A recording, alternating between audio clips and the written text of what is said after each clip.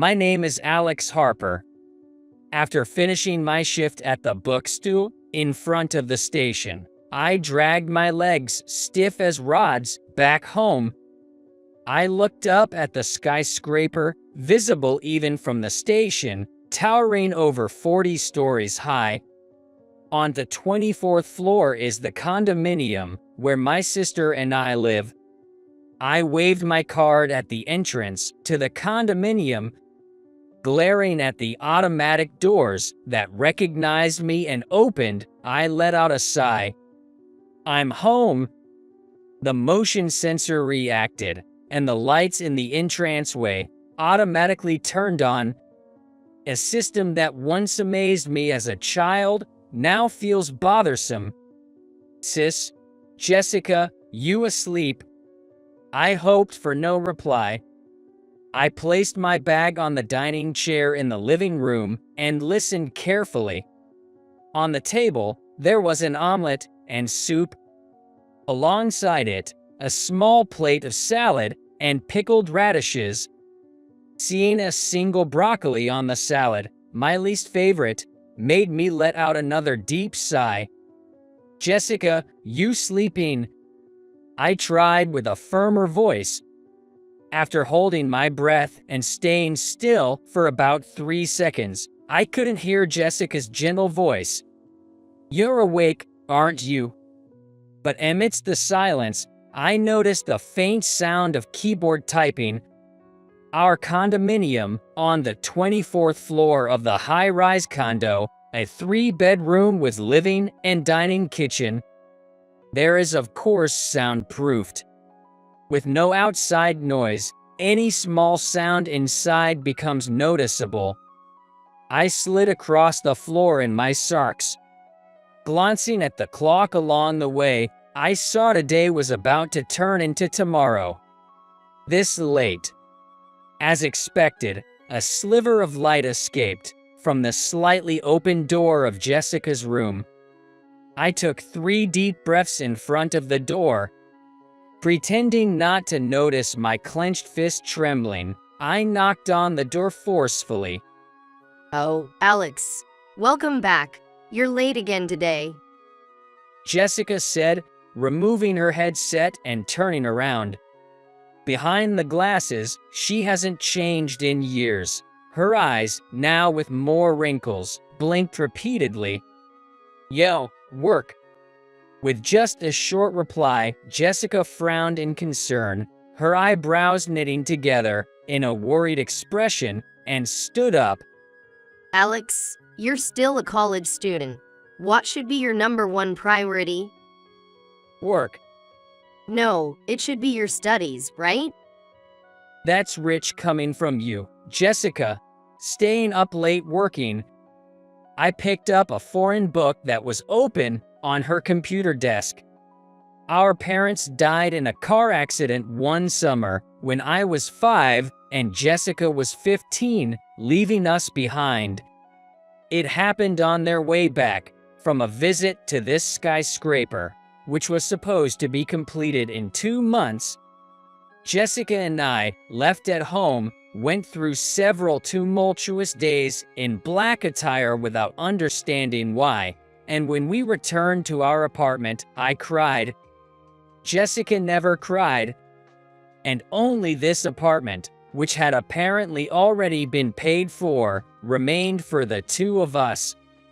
It was part of our parents' inheritance.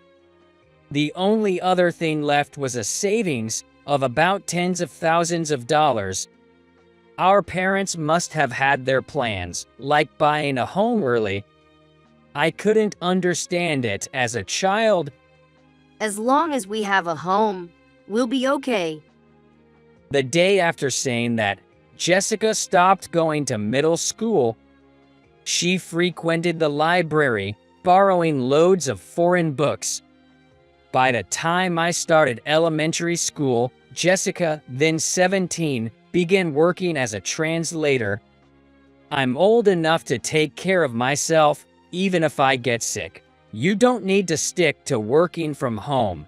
Why not do a job you love? What are you talking about? You can't do any housework. Besides, I love this job. Jessica, caressing the cover of the thick book, but I knew she had written, "My dream is to become a pastry chef," in her elementary school graduation album.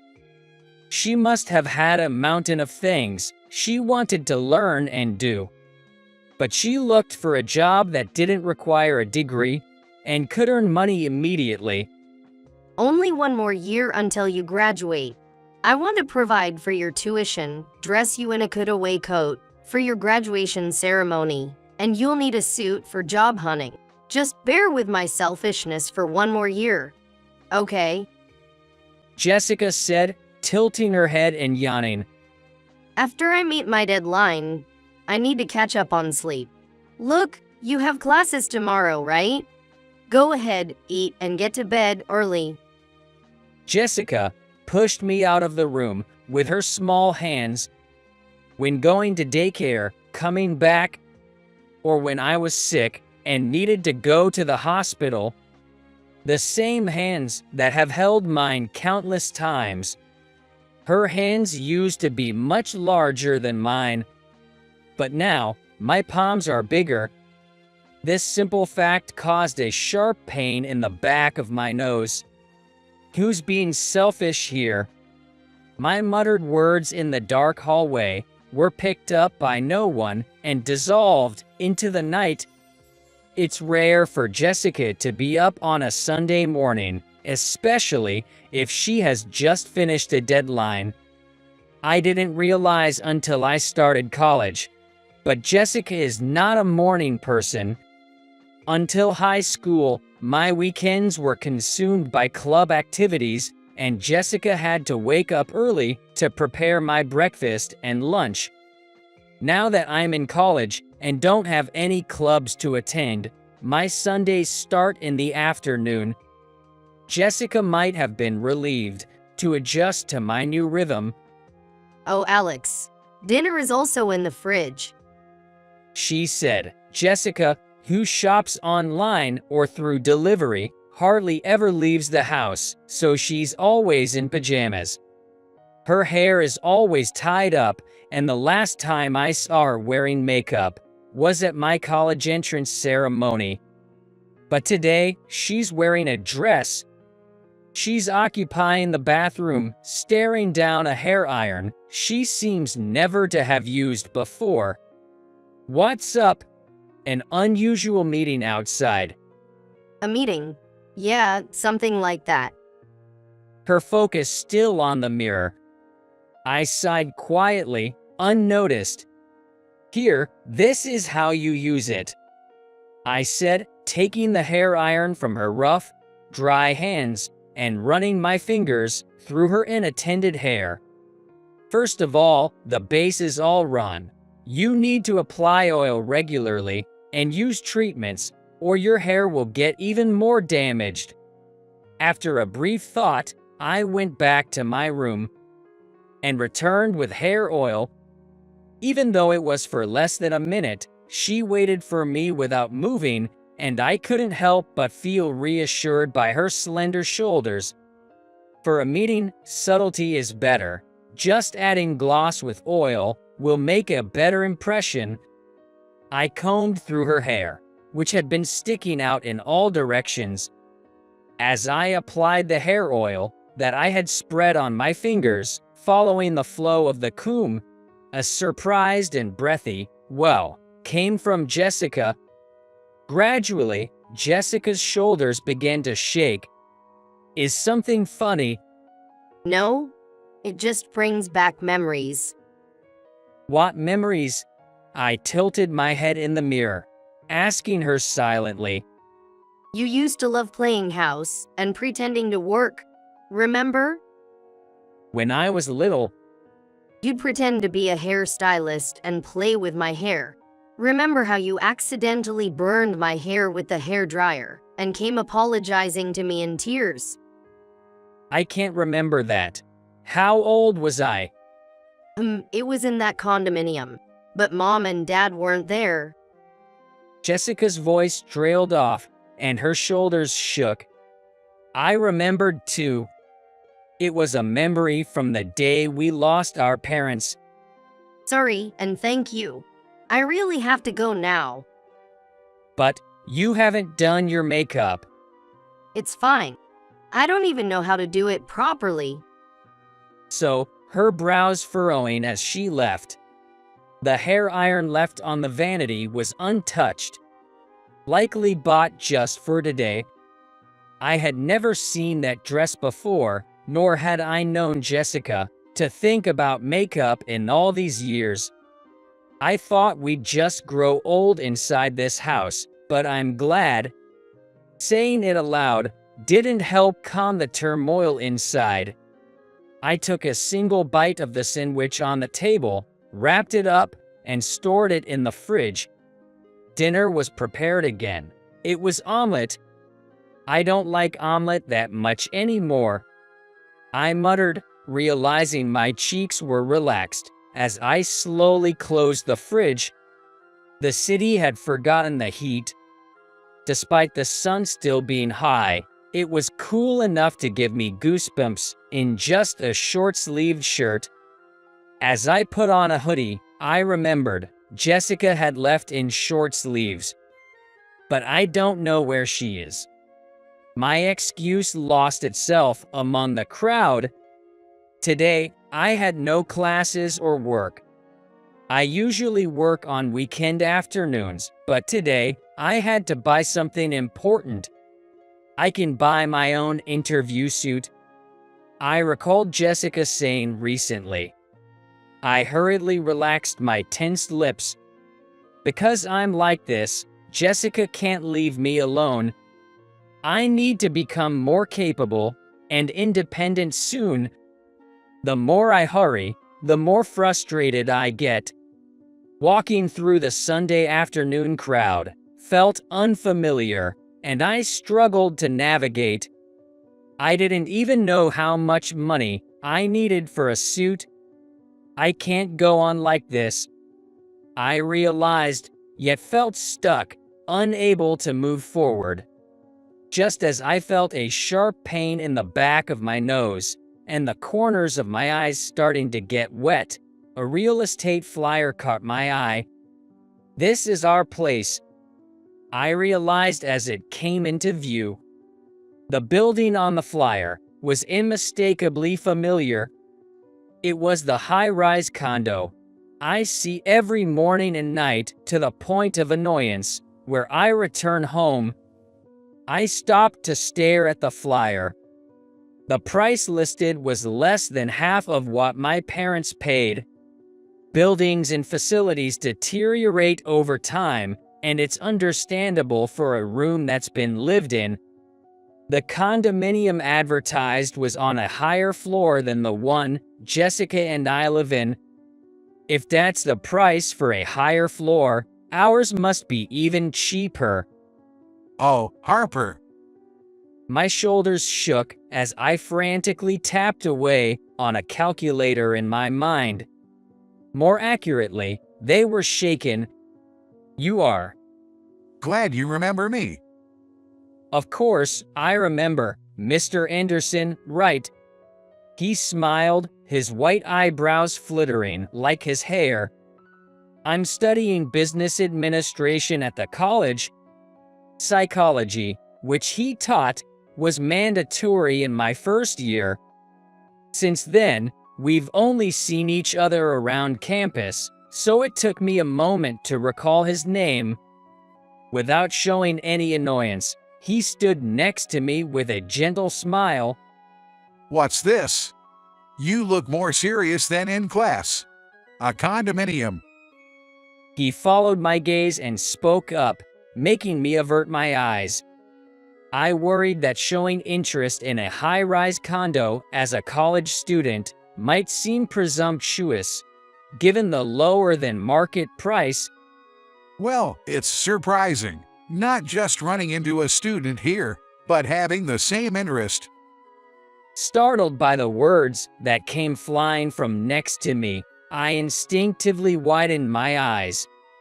"Huh?" Before I could ask what he meant, Mr. Anderson pushed my back. I'm also interested in the condominium. Let's go inside. Listening won't cost us anything. I couldn't help but think, typical of a psychology professor, perhaps sensing something from my gaze or breath. Clutching my bag with $1,000 meant for a suit, I entered a real estate office instead of a suit shop. So, how was it? The sun had completely set. Sitting side by side on the swings in an empty park, Mr. Anderson and I watched the sunset. The sun, melting between houses, was dazzling enough to make me dizzy. Perhaps mistaken for father and son, the real estate agent launched into his sales pitch without suspicion. I think it also had to do with Mr. Anderson filling out the reception form.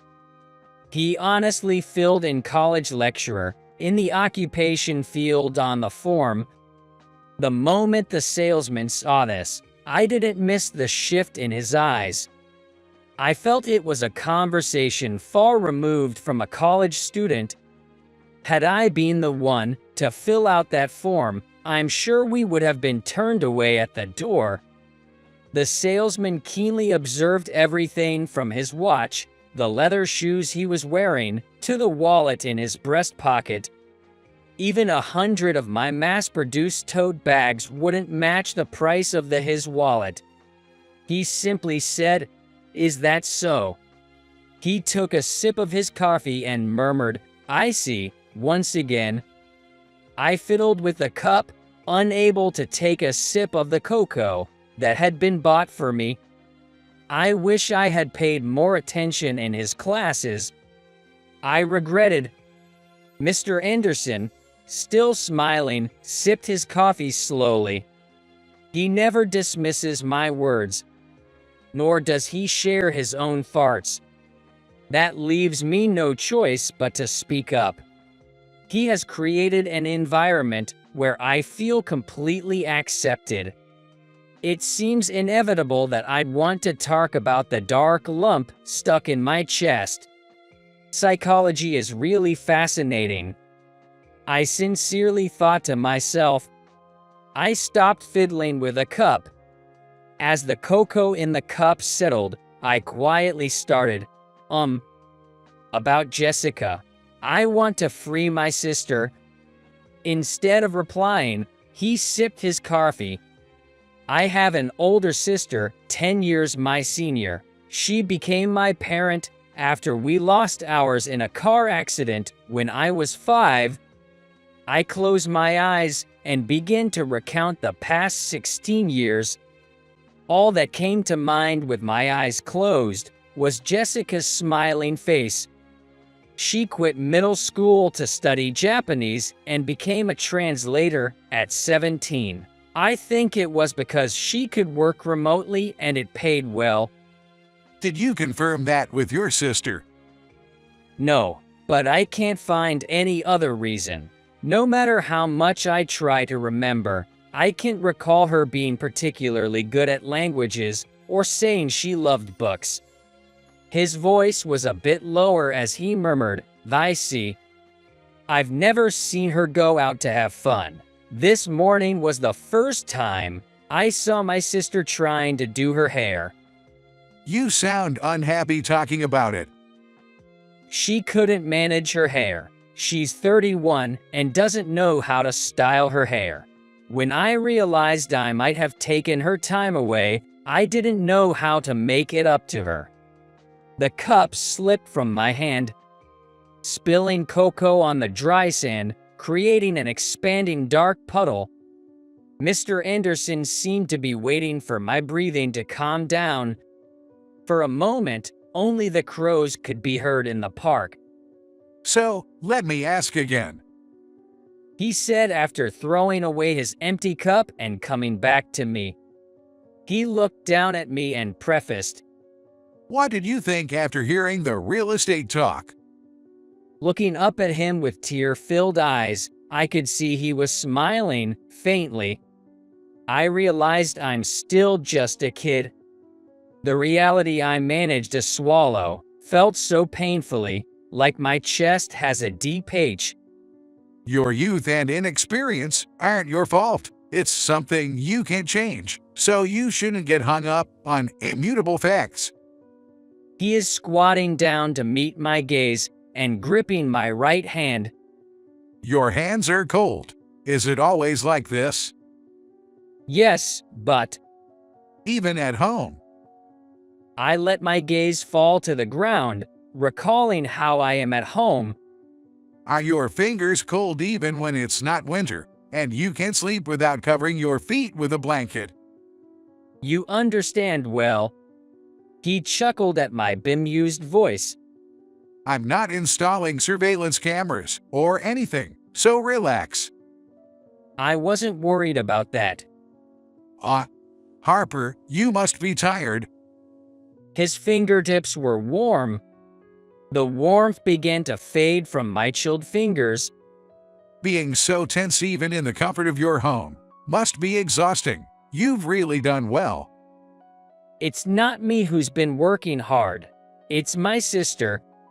If you've worked this hard already, one more push shouldn't be too much. His voice gradually rose. His smile was so bright that even my blurred tears receded. Get a job that can afford that condominium. Live every day towards that goal. The setting sun, leaving only its head visible, seemed to be illuminating him with its last strength. The words of Mr. Anderson, bathed in a halo of light, gained weight. If he had calculated even this setting for his advice, psychology truly is an incredible field. Your desire to help your sister should become more concrete, giving weight to each of your days. He said as he picked up the cup I dropped and threw it away. He was slender. Even his shadow was thin. Yet, for some reason, his back appeared dependable. I touched my own shoulder, feeling lighter and looking fondly at the sinking sun. Half a year after that evening with Mr. Anderson, my daily life changed. Whether working or thinking, I started questioning if each moment could lead to a future where I could buy that condominium.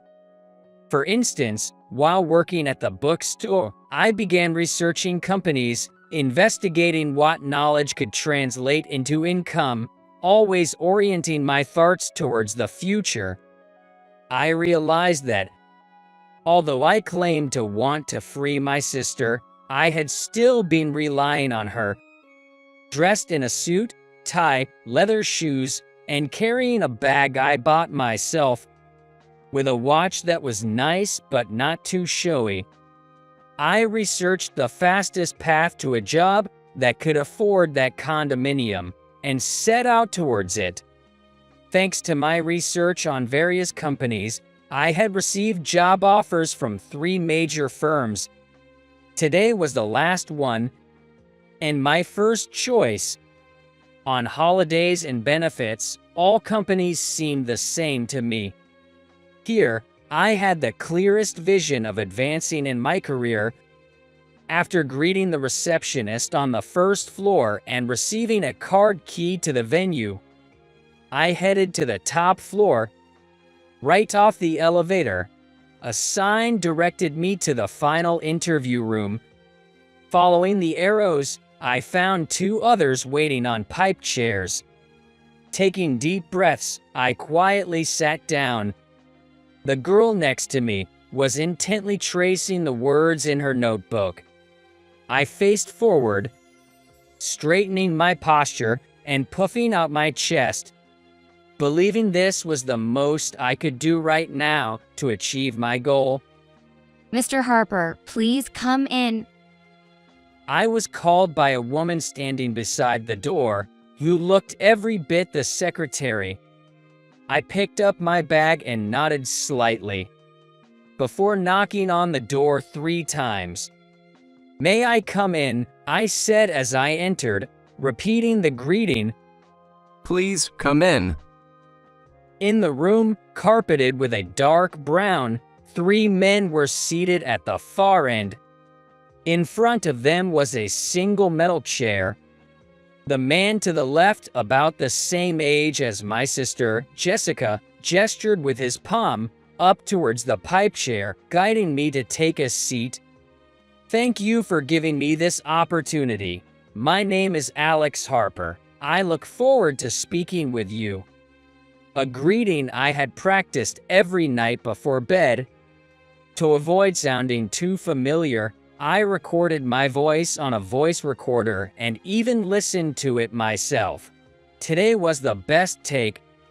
Inside, I was doing a fist pump, but outwardly, I kept my mouth firmly shut and sat lightly on a metal chair. "Let me start." The man to my left said, raising his hand slightly. "I'm the HR department head, John Smith." Nodding his head slightly in greeting. Then, the man with gray hair in the middle introduced himself. "I'm the executive vice president, Michael Johnson." Finally, the man on the far right greeted, "Development Department, David Wilson."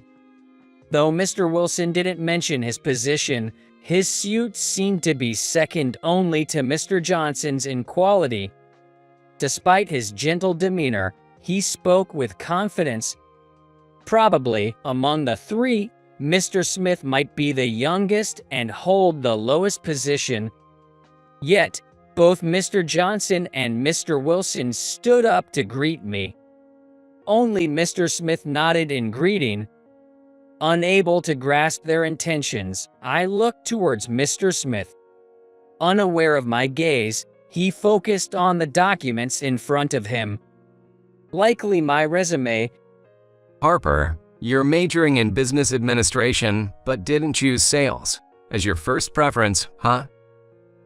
Mr. Smith's lips seemed to twitch, as if he was holding back a smile just by glancing at me.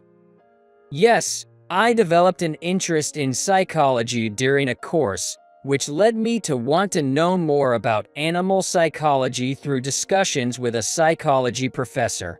That's why I've chosen your development department as my top preference. However, I see sales experience as valuable for applying my knowledge and skills, so it's my second choice. This company is a consulting firm, but it doesn't sell systems or management expertise. It focuses on studying human psychology, training salespeople for clients, offering retention advice, and centers on HR consulting. The development department researches evolving psychological trends to ensure the sales training is current. That's all I could gather from their website. Their financial performance is solid, showing continuous profitability and a positive business outlook. My interest in psychology, sparked by Mr. Anderson's evening lectures, aligns perfectly with this company. Even the offer I've received allows for a comfortable income to afford that condominium. The company boasts a 100% PTO usage rate, plus summer and end-of-year holidays. Even paternity leave seems to be an option. How Jessica chose her career as a translator.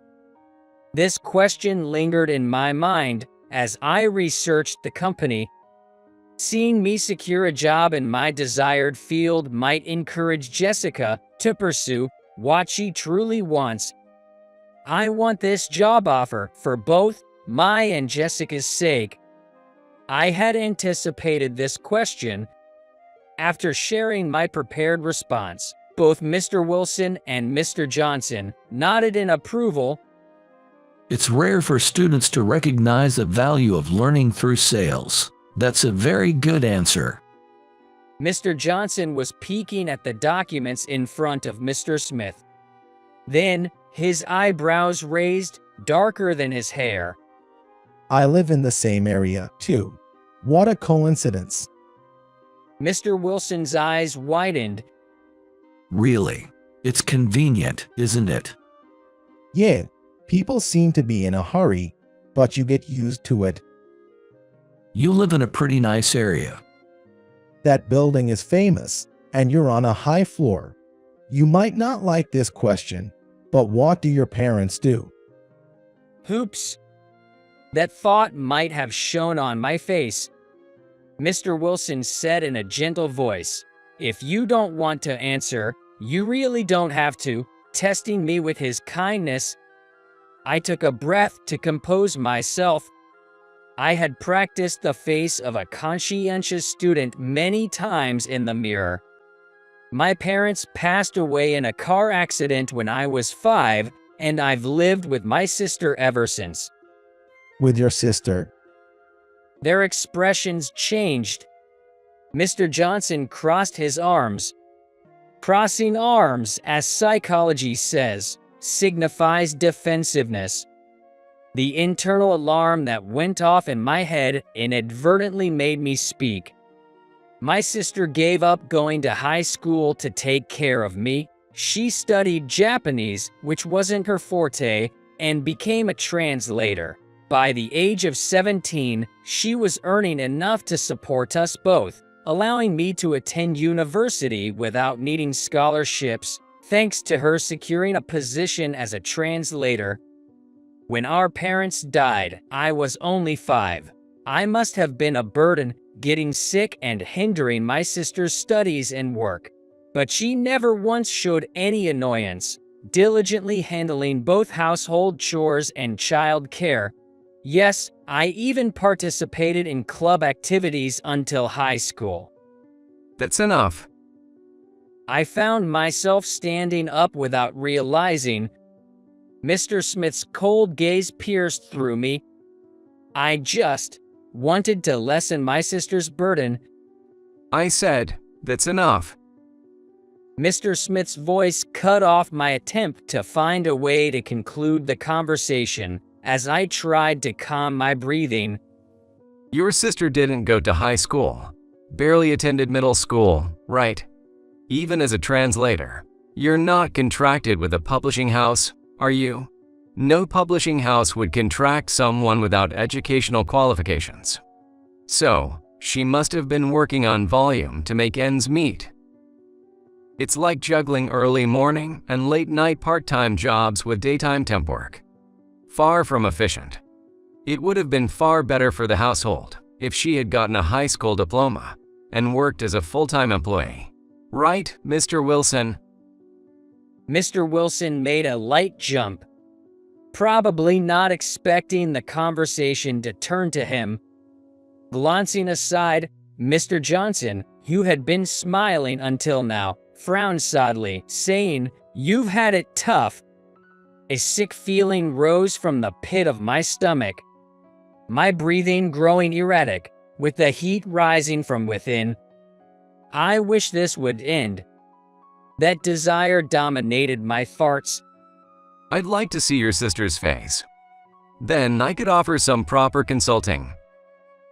Before I knew it, I found myself sitting on the couch, in front of the reception on the ground floor. Staying unnecessarily inside the office of the company I interviewed with is definitely a no-go. Though I knew I had to get up, my legs and arms wouldn't cooperate, barely keeping me from lying down. Jessica. My bag at my feet was vibrating. Pulling out my smartphone, I saw a call from Jessica. I couldn't possibly answer it here. Somehow standing up, I headed towards the automatic doors while tapping the screen. Just as I was about to pass through the doors, putting the phone to my ear and saying, "Jessica, what's up?" when I heard the last voice I wanted to hear behind me, Jessica. Alex, thank goodness you answered. Jessica's voice was full of emotion. I could almost see the expression on Jessica's face as she spoke to me from home, so vivid was the emotion in her voice. You said you'd be done with the interview by 3 and back home, so as long as you haven't been caught up in an accident or something, it's fine. Take your time. Jessica knew how much time and effort I had put into today's interview. That's why she instantly realized what must have happened to me. Her calm voice only made me feel more distressed. Mr. Harper. Mr. Harper.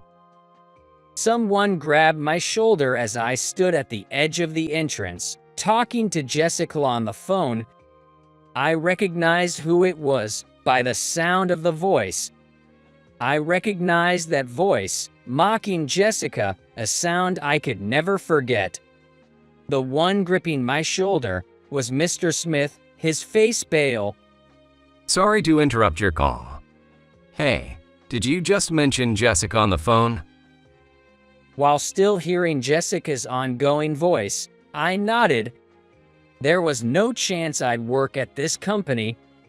I was certain to be rejected from the interview, though I knew